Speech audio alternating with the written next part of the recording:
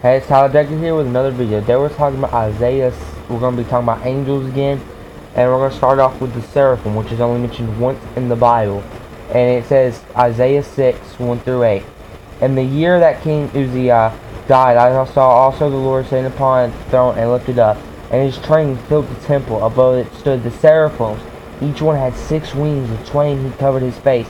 And with twain he covered his feet. And with twain he did fly. So he had 6 wings, 1 pair, which is 2 wings, covered his face, 1 pair covered his feet, and 1 pair he could fly.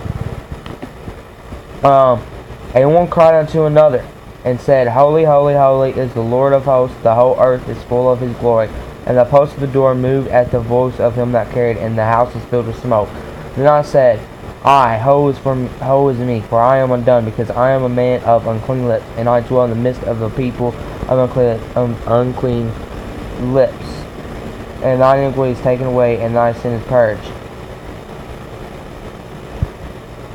So, we learn of seraphim. They worship God, saying, Holy, holy, holy is the Lord of hosts. The whole earth is full of his glory. So, seraphims worship the Lord. I mean, all angels do, but mainly. Now we're going to get to normal angels. So go with me to Hebrews 13:2.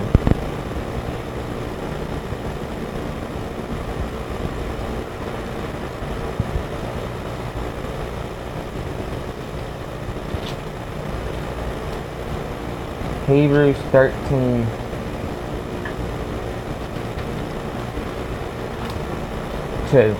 Be not forgetful to entertain strangers, for thereby some have entertained angels unaware. So this is saying right here that angels can take the form of a human. You could be talking to an angel and not even realize. So you really need to be careful, what you're saying. And then you go with me to Revelation 5:11. This says right here that there's numerous amount of angels, and it says, And I beheld, and I heard the voice of many angels round about the throne, and the beast and the elders, and the number of them was 10,000 times 10,000, and thousands of thousands. So there's numerous angels. Just imagine in heaven, there's 10,000 angels times 10,000, and you got thousands and thousands of angels. And it's just amazing. I mean, God created all these angels. And this is not counting the 1/3 that fell with Lucifer. This is not counting with that. I meant the 2/3. It was either 1/3 or 2/3. I'd have to look that up again in the Bible. And then if you go with me back to Hebrews 12:22. Hebrews 12:22. 12:22. But ye are Mount Sinai, and to the city of the living God, the heavenly Jerusalem, and an innumerable company of angels. So they're saying there's innumerable angels right there also. And then go with me to Colossians 1:16. Colossians 1:16. For now that's saying that God created angels. Well, he created everything. For by him were all things created, that are in heaven and that are on earth, visible and invisible, whether they be thrones or dominions or principalities or powers. All things were created by him and for him. So that's saying God created angels, which I think we all knew that. But they go back to 1 Peter 1:2. Elect according to this. Hang on, until obedience things below Jesus Christ. Hang on a minute. Oh, 1 Peter 1:12. My bad. 1 Peter 1:12. And angels desire. Now I'm gonna go to the very end of this verse. Angels desire to look into. Now let's just talk about right here that angels look into us. And at the end, and it says, them that have preached the gospel unto you, sent from the Holy Ghost, sent down from heaven, which all things that angels desire to look into. I think I mean to Matthew 4:11. I've said this part in Matthew a bunch of times in my other videos. I don't think I've said it in my angel series that much, but I have said it a bunch. So I definitely do recommend you all go watch some of those. And then the devil leaveth him, and behold, angels came ministering. Now this is when the devil tempted Jesus. And then the devil left, and the angels came to minister unto Jesus. Then go to Luke 20. Luke 20. Luke 20.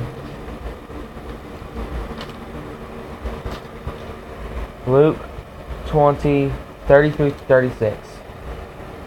And heaven and earth shall pass away, my words shall not pass. And take you seats at any time of your hearts be charged with drunkenness and cares of his life, and so that they come upon you unawares. For as the snare shall come on that dwell on the face of the whole earth.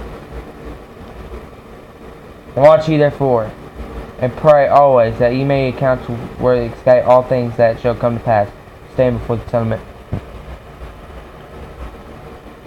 Oh, that's Luke 22, my bad. I was like, what? Luke 20. Luke 20, 33-36. Therefore, in the resurrection, whose wife of them is she? For 7 had her wife. And Jesus answering said unto them, the children of this world marry and are given in marriage, but which they shall be accounted worthy to obtain the word and resurrection from the dead. Rather marry nor are given in marriage, neither can they die anymore, for they are equal unto the angels, and are the children of God, being the children of the resurrection. Now let's talk about when the disciples asked Jesus about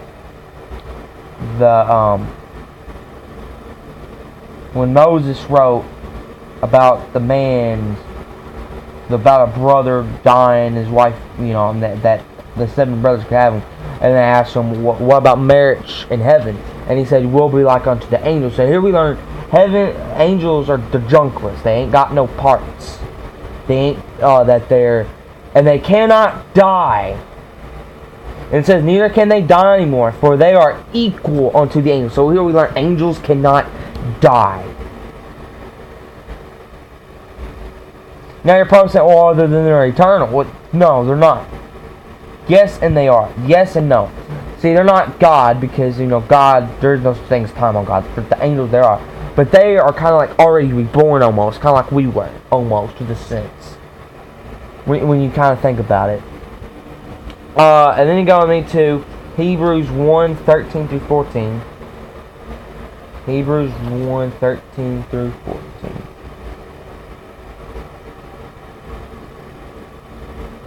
Hang on. Hebrews.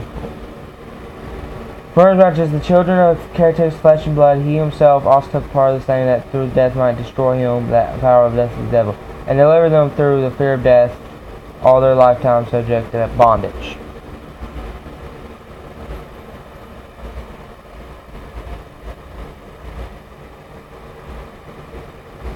Okay, and then it goes with me to Revelation 19. 10. Revelation 19:10. Revelation 19:10. Now this is really, really important. We're not supposed to worship angels. And this is what it says here. And I fell at his feet. Now this is John. He's having the vision of Revelation. He says, and I fell at his feet to worship him. And he said unto me, see thou do it not. I am thy fellow servant and thy brother that have the testimony of Jesus. Worship God, for the testimony of Jesus Christ is the spirit of the prophecy. Now that's saying, now John, he's like, he sees this angel and he has to bow down before it. And he's like, oh gosh, I gotta worship you. And then he just gets on his knees, starts worshiping him. And the angel's like, whoa. I'm not God. God's the holy, the perfect one. You need to worship him, not me. I'm an angel. I'm just like you, a fellow servant of God. That's what this verse is saying right here. And then go with me to Matthew 18:10. Matthew 18:10. Matthew 18:10.